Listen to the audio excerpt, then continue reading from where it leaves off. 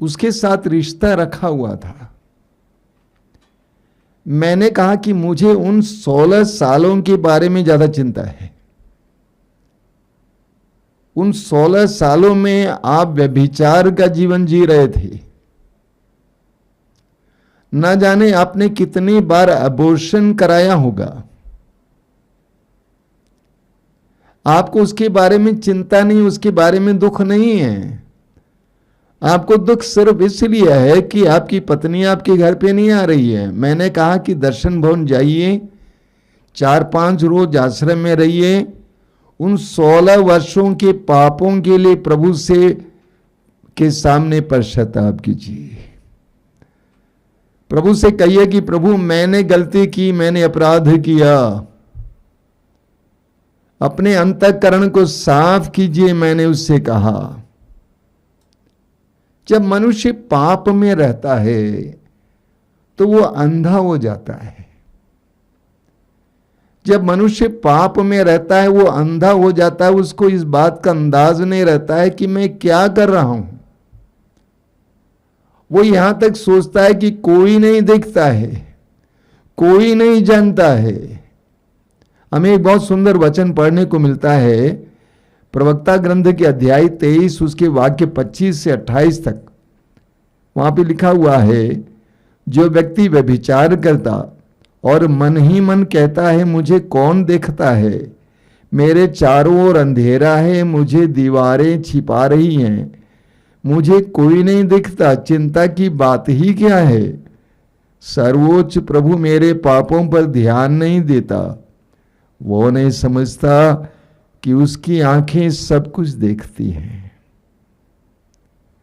सर्वोच्च प्रभु की आंखें सब कुछ देखती हैं। वो मनुष्यों की आंखों से डरता है और नहीं जानता कि प्रभु की आंखें सूर्य से कहीं अधिक प्रकाशमान है। जब मनुष्य पाप करता है तो वो अंधा हो जाता है। वो सोचता है कोई नहीं देखता है।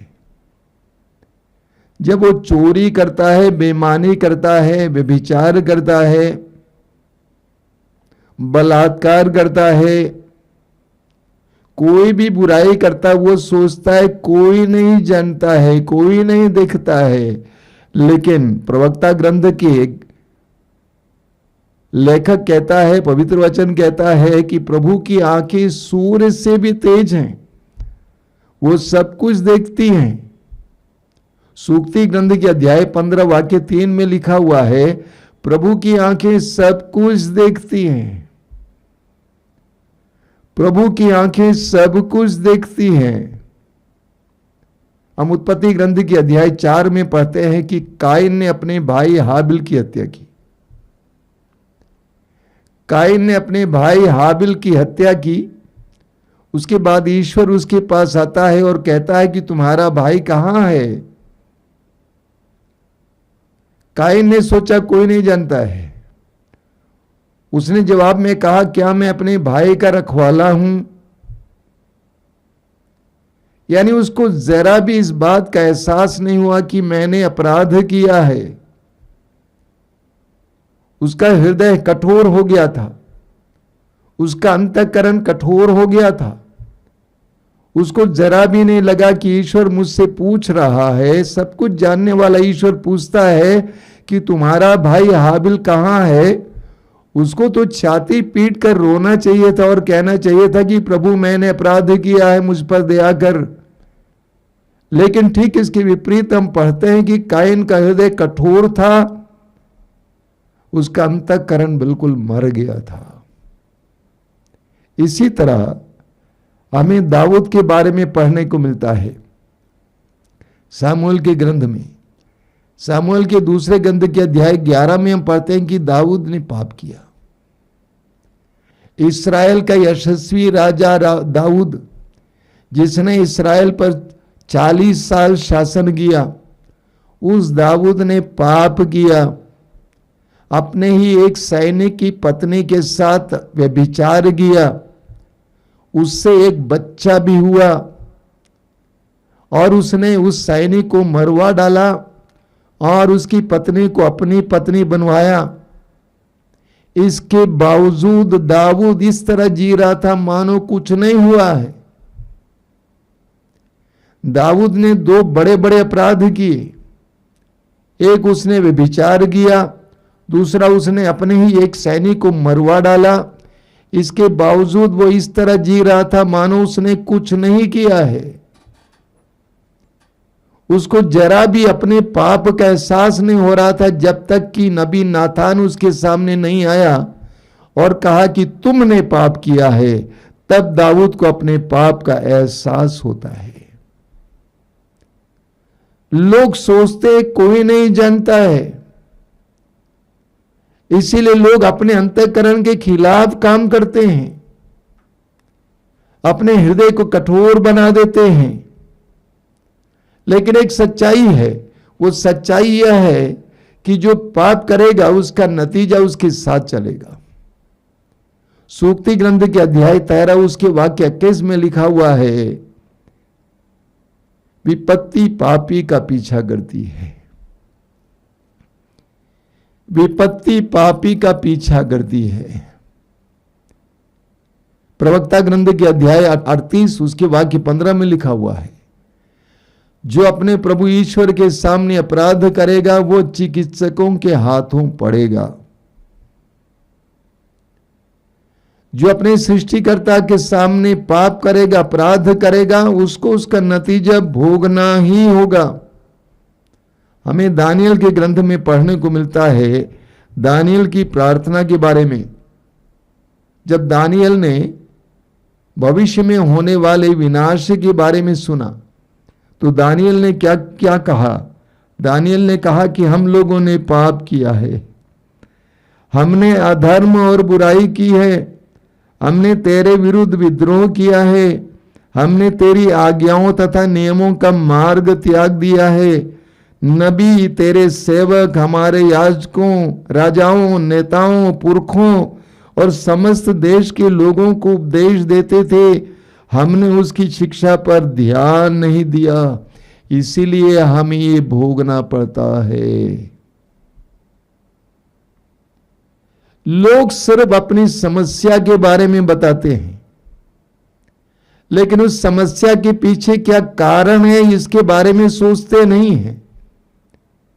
शायद मैंने आपसे कहा कि एक बार एक भाई मेरे सामने आया, स्थानीय है, लोकल है, और कहा कि मेरे लिए प्रार्थना कीजिए, मैं धंधा कर रहा हूं, धंधा चल नहीं रहा है। मैंने उसके सिर पे हाथ रखा, प्रार्थना की। प्रार्थना के अंत में प्रभु ने एक बहुत जबरदस्त प्रेरणा दी, ये आदमी बहुत गंदा है। यही प्रेरणा थी, ये आदमी बहुत गंदा है। उस बार मैंने उसको छोड़ दिया। अगली बार फिर आया, फिर उसने कहा कि धंधा नहीं चल रहा, स्वामी जी प्रार्थना कीजिए। मैंने हाथ रखा, प्रार्थना की, और मैंने उससे सीधे कहा कि प्रभु मुझसे कहते हैं कि तू गंदा है। क्या गंदगी करता है बताओ? वो बोलता है सब कुछ करता हूं, नशे लेता हूं और नारियों के पीछे जाता हूं, मैं अपनी आंखों को वश में नहीं कर पाता हूं। मैंने कहा आपको यही दिखाई देता है कि मेरा धंधा नहीं चल रहा है, लेकिन उसके पीछे जो कारण है वो कारण नहीं दिखाई देता है कि आप प्रभु की कृपा के योग्य हैं।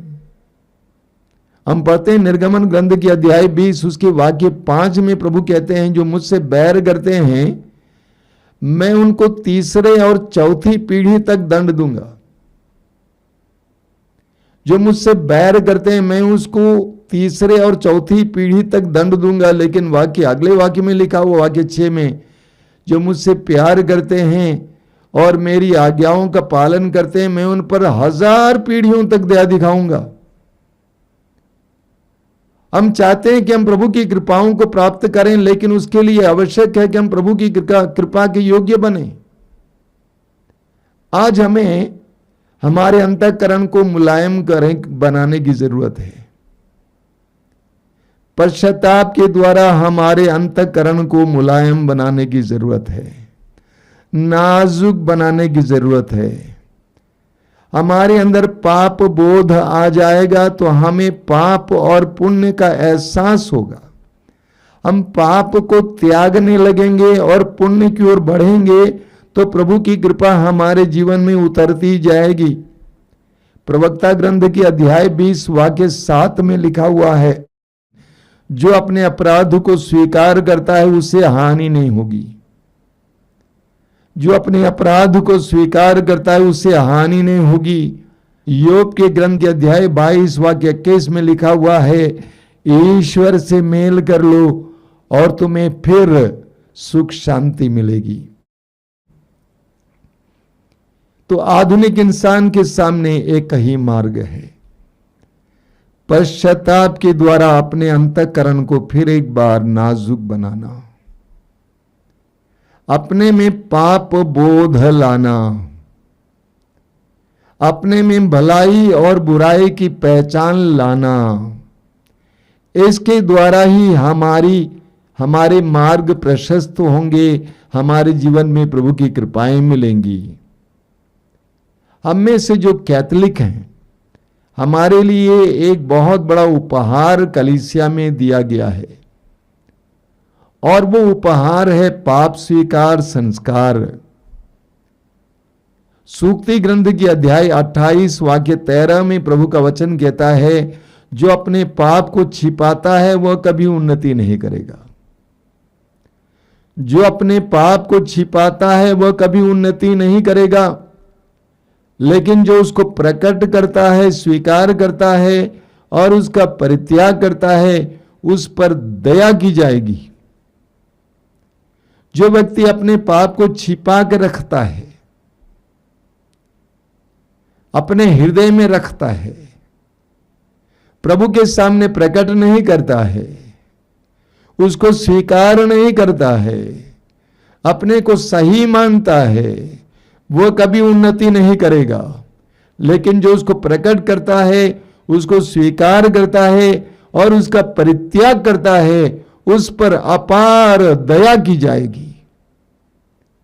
पाप स्वीकार संस्कार कितना महत्वपूर्ण संस्कार है। इस संस्कार के द्वारा हमें चंगाई मिलती है, हमें बंधनों से आजादी मिलती है, हमें तरक्की मिलती है।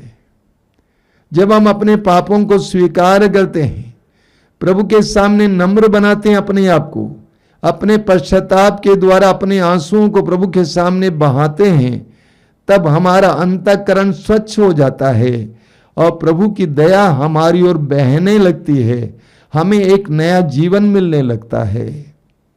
आज हम सब लोग प्रार्थना करेंगे कि प्रभु संसार भर में लोगों को पाप बोध दीजिए,